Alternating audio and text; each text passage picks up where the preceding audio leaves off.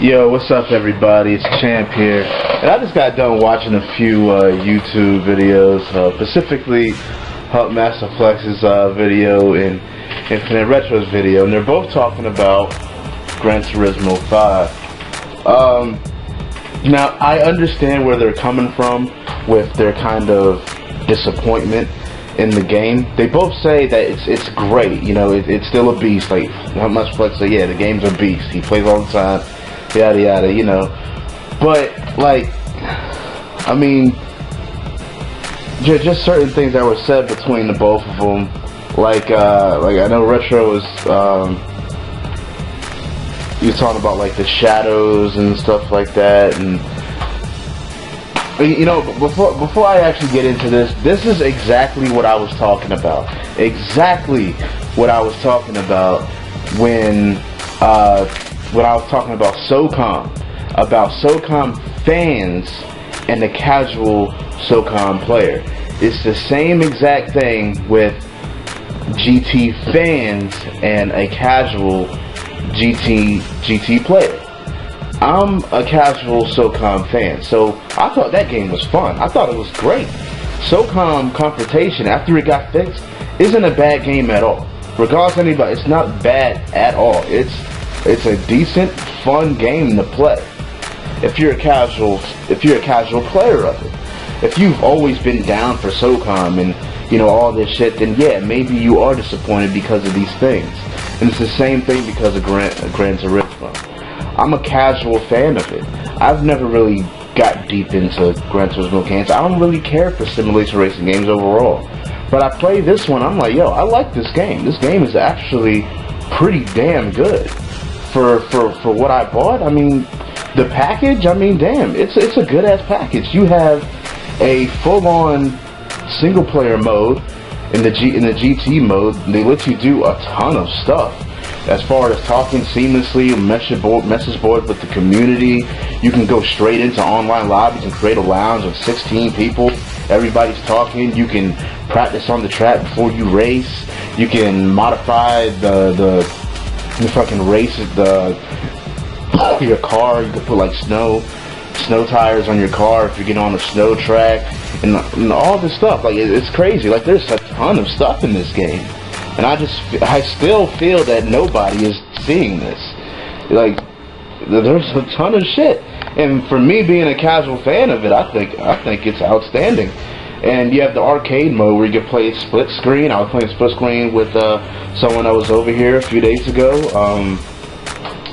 They have all these trials and stuff like that. Like the GT TV thing, I can really care less about that, you know. And being that I have a 3D TV now, and I'm going to be getting this 3D transmitter, that's even more of a plus for me. These little graphical things between Prologue and GT, like, honestly, like, me personally, remember, I'm not a GT fan or nothing like that. I've never really been into the series before, but there's no way in fucking hell I would play Prologue over this final product. There's no way in hell, even if it remotely looked a tiny bit better. I mean, and it's not, and from my understanding, it's not like everything looks better. It's just very small things. I don't know. Maybe I'm just not gonna nitpick over it.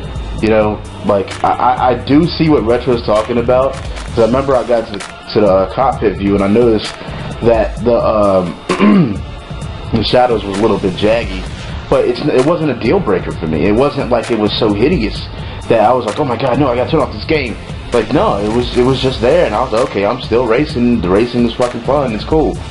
No, I'm getting used to the game, and I'm enjoying it, man. I'm enjoying the game. I'm more than happy with the purchase. And the thing is that I'm not even a sim racing fan. Like, I don't even get down with these games like that. Now, even though I'm enjoying this game for when I play it, I don't plan on buying another simulation racing game, period. I might buy the next Gran Turismo if I hear that it's adding a lot of stuff to it. But as of right now, I mean, what is in the package is just fine.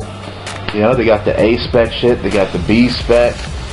You know, I think it's cool. I mean, there is little things which make sense, like Pump Master was saying about the painting shit. Like you have to unlock the car or somewhere in that car just to get that paint job. So what? But shit like that, I understand. Yeah, hold on a second, y'all. Alright, I was bad about that. I had a phone call, but I forgot exactly where I was at. But yeah, I mean, that's pretty much it. It was just a little rant. Like I said in the very beginning, I understand their point of view, but just like I said before about certain people being interested in what I gotta say about the game, is that I'm not a fan of this series. I'm not even a fan of simulation racing games, and I personally think the game is fun. I think it's really good. I have no problems with the menus at all. I mean, were they better in Prologue? I played Prologue probably like 2 or 3 times. I mean, maybe they were, but I really don't care about the fucking menus. You know, I don't care about that. You know, it's the racing's fun. It's cool. I like it. The online works. It's seamless. It's cool. I like it. I could really care less about the customization because I don't care for customizing cars. I'm not a real car enthusiast like that either. You know. And actually, I remember seeing I'm So Throw's video talking about how the Western cars, like the U.S. cars and stuff, aren't really in there. But see, that's something else about me. Since I'm not really a car enthusiast like that, I don't really care. You know, it's fine for me. The game just works for me. You know, and just like I was saying before, one last time, it's the same difference between my rant about SOCOM Confrontation, about me being a casual player of SOCOM, and SOCOM fanboys. You know what I'm saying? People that's always been down for SOCOM. It's the same exact difference that's going on here. You know, same exact thing. So maybe y'all can be able to understand what I'm talking about now. Because, you know, this is probably the only other time when the only other game that I've had this type of, you know, rant about that, which basically just alike, you know. But of course, you know, and just like I said, their disappointment with it is justified. You know, it is. But from my standpoint, I don't care. But you know, just like with me, like if there was something I was a real big fan about. Well, actually, I can't even really say that. Maybe I just take things differently. I don't know. Like with Final Fantasy, right? 13, drastically different than the other games. It was a big letdown, but I still thought the game was okay. Like, I enjoyed the game. Maybe I just take things a lot differently than other people, even if I am a fan of it. You know, I just take things a lot lighter than everybody. You know, I always try to look for the positive, and I take the positive and I hold on to it and I keep it with me. That's probably the best way I can really explain it. Because, you know, I still haven't beat Final Fantasy 13 yet, but, you know, I have been putting it in occasionally to, you know, progressively play it. And I've been doing that with all my games that I haven't beat yet, so I can eventually beat them. But, you know, hopefully Final Fantasy will get back on the bandwagon and do their thing. Hopefully Gran Turismo will eventually have these things that Flex, I'm So Thrilled, and Infinite Retro are talking about, you know. Hopefully they do. But for someone like me and how I see the game works perfectly fine. I have no problems with it. Can't wait to see it in 3D here, and it's gonna be awesome.